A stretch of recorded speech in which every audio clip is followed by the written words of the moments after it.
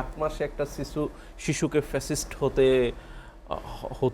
হয়ে ওঠার একটা সম্ভাবনাও দেখছেন অনেকে। যেমন আমরা যদি বলি যে যে বেসরকারি বিশ্ববিদ্যালয়ের যে ছাত্র নিহত সেখানে। এবং আরেকটি বিষয়, এই যে আপনারাই নিঃসন্দেহে বলেন যে বৈষম্যবিরোধী ছাত্র আন্দোলন, যদিও মামুন ভাই বলছেন যে আসলে আপনি বৈষম্যবিরোধী ছাত্র আন্দোলন থেকেই আসলে এনসিপি গঠিত হয়েছে, সেটাই আমরা জানি। সেটি যদি হয়, ওয়াসিমকে যখন এই যে পহেলা বৈশাখের স্লাইড শোতে, ড্রোন শোতে যেহেতু তাকে যে রাখা হয়নি, এটি নিয়ে কি আপনাদের মনে কখনো প্রশ্ন আসেনি যে একজন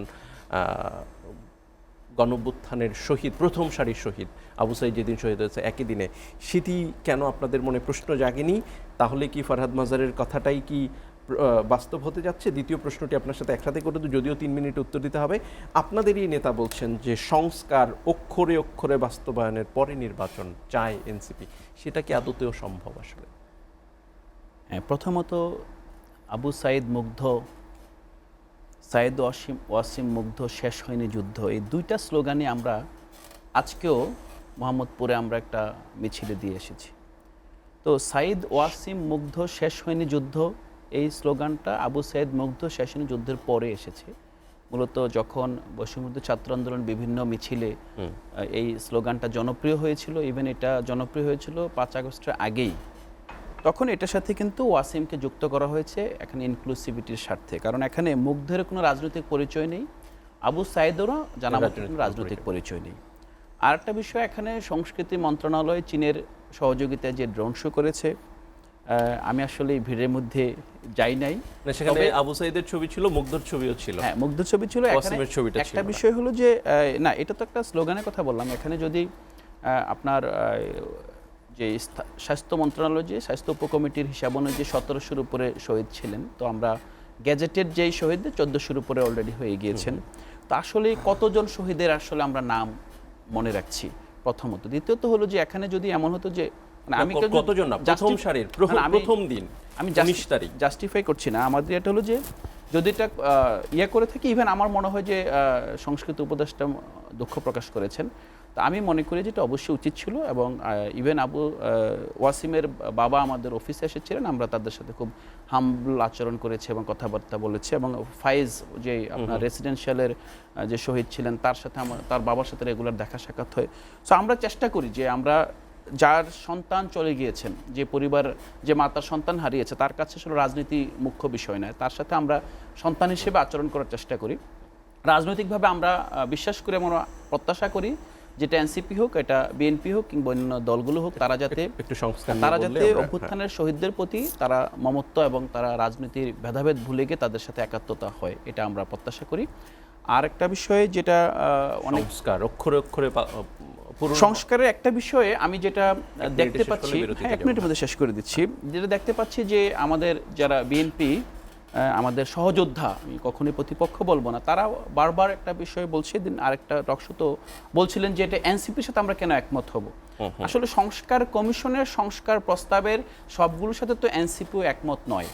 যেমন স্থানীয় সরকার সংস্কার কমিশনের যেই আপনার প্রস্তাব, যেই প্রত্যক্ষ না পরোক্ষ ভোটে নির্বাচিত হবেন চেয়ারম্যান কিংবা আদার্স, আমরা তো একমত নই। নারী কমিশনের যে সংস্কার, যে প্রস্তাব দিয়েছেন, আমরা একমত নই। আমরা জনপ্রশাসন সংস্কারের যে প্রাদেশিক কিংবা আরো অনেকগুলোর সাথে আমরা একমত নই। তো আমরা এমন না যে সংস্কার কমিশন আর আপনার এনসিপি সমর্থক আর বিএনপি তাদের সাথে একমত হবে। আমার মনে হয় এই জায়গাটা আমরা যদি ইগুর জায়গাটা এড়িয়ে গিয়ে সংস্কার কমিশন কার্যত কি চাচ্ছে, এটার সাথে আসলে রাষ্ট্রের যে প্রতিষ্ঠান আছে, সবচেয়ে বড় কথা হলো রোল অফ গেম। মানুষ চাচ্ছে আমি 10 বার মন্ত্রী হবে, এটা ইস্যু না। ইস্যুটা হলো আমরা এখন এই সিচুয়েশনে রোল অফ গেম সেট করছি। রোল অফ গেমে আমরা একমত হওয়ার পর তারপর আমরা 10 বার কেন 20 বার হতে পারে। হ্যাঁ, এরকম করে তো আপনার আমরা জনগণের চাওয়াটা আসলে আগে একটা বিষয়, কিন্তু আমরা এখন রোলটা ঠিক করতে জি আমরা এখন কিভাবে খেলাটা হবে, কিভাবে রাজনীতি চলবে সেটা সেট করতে বসে যদি আমরা আবার বলি জনগণ যেভাবে চাবে সেভাবে হবে, এটা আসলে আমরা পদ্ধতিগত একটা ভুল করছি আর কি। এনসিপি কি আসলে রাজার দল? এনসিপি কি আসলে বাড়তি সুবিধা নিচ্ছে? না, এখানে যে বিষয়টা বলা হচ্ছে যে এনসিপির যারা এখন দলে আছেন তাদের অনেকেই এই সরকার গঠনে ভূমিকা রেখেছেন। হ্যাঁ, এই ঐতিহাসিক বাস্তবতাকে যদি আমরা মাথায় রাখি, তাহলে ইভেন আমরা দেখেছি নাহিদ ইসলাম সরকারের আপনার উপদেষ্টা পদ ছেড়ে এসে এনসিপির দায়িত্ব নিয়েছেন। পাশাপাশি এখানে যারা ছাত্র নেতাদের মধ্যে 2 জন এখনও সরকারে আছেন। তো এখন সরকারে দুজন থাকা নির্দেশ করে না কিন্তু যে সরকার এনসিপির, বরং আমরা যেটা দেখেছি যে আমরা এখন পর্যন্ত আমাদের অনেকগুলো মানে আসলে আমরা মানে থার্স্টেড সোল, অনেক অতৃপ্ত আত্মা, আমরা যা যা চেয়েছি প্রতিটা জায়গায় কম্প্রোমাইজ করতে হয়েছে। আমরা যদি সরকারের আনুকূল্যই পেতাম তাহলে তো আমাদের এই দাবিগুলো নিয়ে পিছপা হতে হতো না। আমরা আজকে দাবি জানাতে হচ্ছে, আমরা আজকে রাস্তা নামতে হয়েছে। আজকে আমরা প্রধান উপদেষ্টাকে লক্ষ্য করে তার অন্যান্য উপদেষ্টাকে বারবার সমালোচনার মাধ্যমে তাদেরকে গণ অভ্যুত্থানের চেতনার পথে ফিরে আনতে হচ্ছে। কেন হচ্ছে? বিকজ ছাত্ররা অথবা এই তরুণরা এবং যারা আছে, শুধুমাত্র এনসিপি না, এনসিপির সাথে যুক্ত বিভিন্নভাবে যারা এই 22টা যে রাজনৈতিক দল হয়েছে তাদের কথা বলছি, তাদের যে আকাঙ্ক্ষার সাথে সরকার যখনই ইনসাফ করতে পারছে না তখনই কিন্তু তারা সরকারকে মনে করিয়ে দিচ্ছে। এখন সরকারের দুজন উপদেষ্টা থাকাকে যদি তারা মনে করেন যে এটা আসলে এনসিপি তাদের মানে সরকারের আনুকূল্য পাচ্ছে, আমার মনে হয় এই জিনিসটা অনেক সত্য নয় প্রথমত। দ্বিতীয়ত হলো যে স্বাভাবিকভাবেই আমরা যা চাই, আমরা সরকারকেও তাই চাইতে বলি। আমরা রেডিক্যাল সংস্কার চাই, যেহেতু আমরা এখন নতুন সংবিধানের দাবির জায়গা থেকে আমরা একটু পিছিয়ে এসেছি, যে না আমরা এখন মৌলিক সংস্কার চাচ্ছি। আমরা চাচ্ছি যে সংস্কার কমিশন যে সংস্কার দিয়েছে তার চেয়েও রেডিক্যাল সংস্কার হতে পারে। দ্বিতীয়ত হলো যে আমরা যে জায়গা, যেমন নারী সংস্কার কমিশনের প্রস্তাব, জনপ্রশাসন সংস্কার কমিশনের প্রস্তাব কিংবা স্থানীয় সরকার কমিশনের অনেক প্রস্তাবের সাথে আমরা একমত নই এবং তাদেরকে আমরা বলছি যে আমরা এই জায়গায় একমত নই। তো সরকারের সাথে এটা যদি যারাই আমাদের সমালোচনা করবে, আমরা বিনীতভাবে বলবো যদি সত্যিকার অর্থে আমাদের কোনো আনুকূল্যের নজির থাকে, বিশেষ করে ধরেন আপনারা যারা দেখে আমরা ডিসি এখানে আসলে যারা কাদের আনুকূল্য গ্রহণ করছেন, যারা এসপি আছেন, আইজিপি কাদের কথা শুনছেন, কাদের কলের সাথে সাথে অ্যাকশন করছেন। তো আমরা দেখা যায় ব্যক্তিগতভাবে আমাদের একজন সদস্যের পুলিশ ক্লিয়ারেন্স করার জন্য 3 সপ্তাহ অপেক্ষা করতে হয়েছে, যেটা একজন সাধারণ মানুষের 4-5 দিনে হয়ে যায়। সো ক্ষমতার চর্চার যেই কালচার, প্রথমত এই কালচারটা আসলে তরুণরা এখনো রপ্ত করতে পারে না। এই জন্য কিছু কিছু জায়গা আপনারা দেখবেন যে অনেক সমালোচনা হচ্ছে।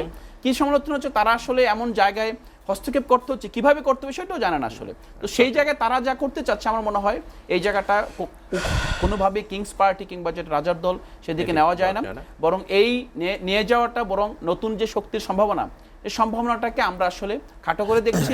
জনগণের কাছে তারা যাওয়ার যে রাস্তা, সেই রাস্তা তৈরিটা আমরা ব্যাহত করতে চাচ্ছি।